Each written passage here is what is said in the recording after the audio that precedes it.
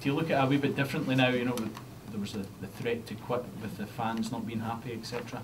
Yeah, but I mean that's always been the case from day one.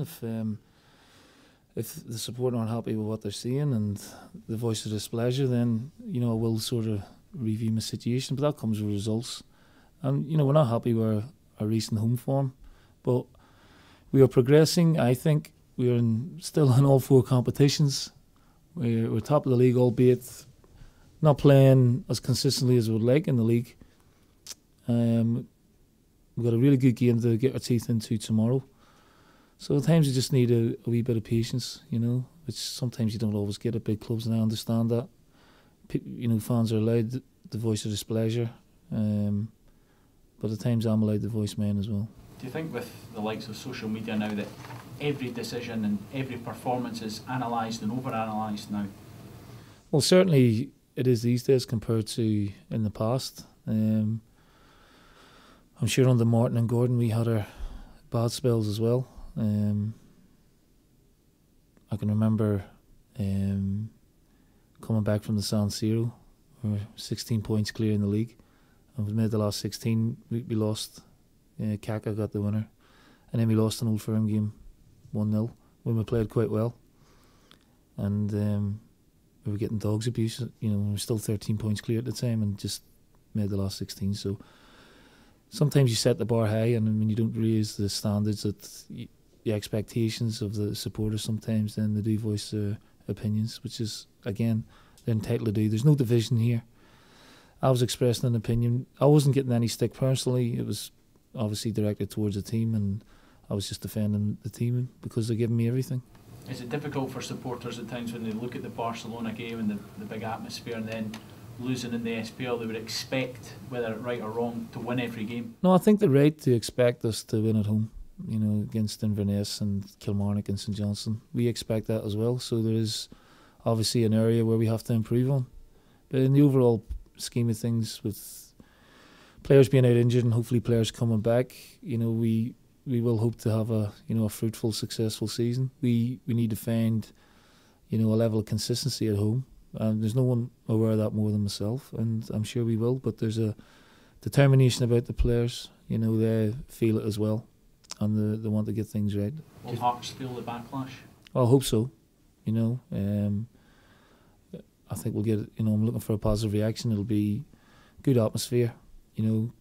Always is at Tynecastle.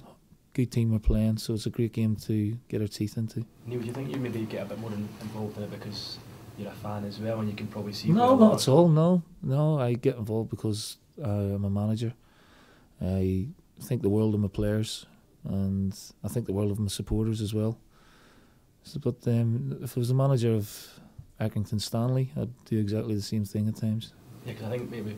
Although the way results are going, it might soon be. I think maybe people thought afterwards it was maybe just heat at the moment from you, but just by the way you're talking there, it sounds as though you do actually feel like that. Like that you would actually go, or you would. But that's if things get so bad, I mean, we were a long way behind last year. We were 3-0 down at Kilmarnock. If it's times like that where you think there's a time to step aside, but not at the minute. You gathered my cameraman tells me you gathered the boys together today before training. I don't know if that's something you normally do. Was it almost like a fresh page and start again? That's between me and the players, Keith. Nice try. What did you think? Do you regret becoming involved in the fans, or is it something that you would do again, just to, as you say, because you're passionate about the club and you want to almost like engage them in what you're trying to do here? Well, I regretted it, yeah, of course. And I think the guy who was in the photograph wasn't the main protagonist in it all. I think he was trying to defuse the situation, so I apologise to him if he's had a bad couple of days. But yeah, I mean, it's not something that I want to do, but I think if it's unjustified, I will voice my opinion. And that's something you would do again? You're not going to change that, I take it? Well, I don't think I should.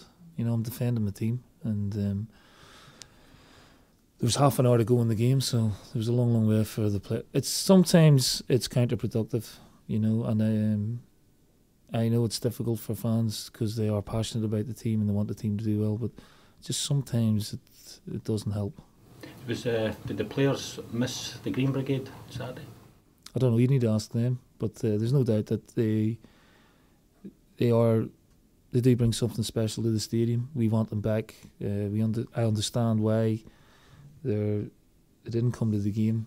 I understand some of the reasons why, but I would like to sort it out with dialogue and come to some sort of conclusion and get them back in there supporting the team, as they brought so much to the club, the stadium, so much help to the players themselves since I've been in charge. Have you spoken to any of the leaders as such? No, not yet, no.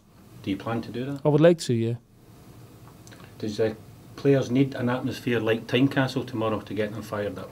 They shouldn't do, but it does help. That there's always a wee bit of electricity in the air. There was a great atmosphere at Aberdeen the week before. However, the atmosphere at Celtic Park is pretty good, so I'm expecting the players to respond to that better than what they have done recently.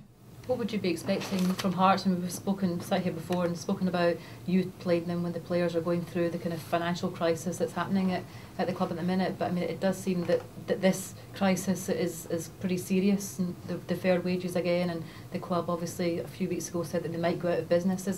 How would you feel if you were a player in that situation? Well, it would be pretty disheartening, and they keep asking the players to go beyond the call of duty for professional footballers, and they respond brilliantly. They seem to galvanise themselves time after time, and with us coming into Edinburgh, it raises their game, and I expect them to be as professional as they always are. Sounds like you have quite a lot of respect for what the Hearts players are doing there. Well, I respect any professional who has had to go through what Hearts players are going through at the minute. What's the latest, Neil, with Juan Agudelo? What's going to do?